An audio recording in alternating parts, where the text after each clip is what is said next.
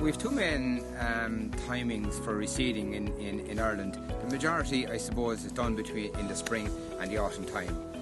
Personally, I would favour the springtime. I think you have a lot more control on production, weed control, weather-wise, and so on wise. So ideally, contracting wise, there's no issue getting contractors after spring barley or wheat or whatever is put in. So there's no problem getting contractors and before first cut silage. So what we're talking about is we're setting a target of 60 days of a turnaround time.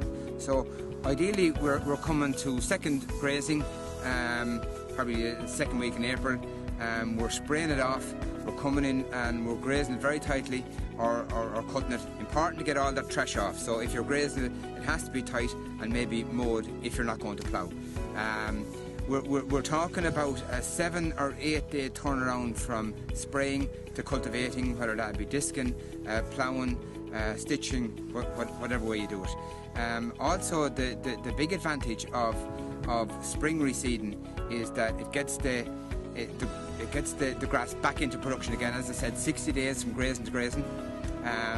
It also is ideal timing for controlling your weeds. You have the year afterwards to look after your weeds. So the weeds, ideally, the dock is the big one.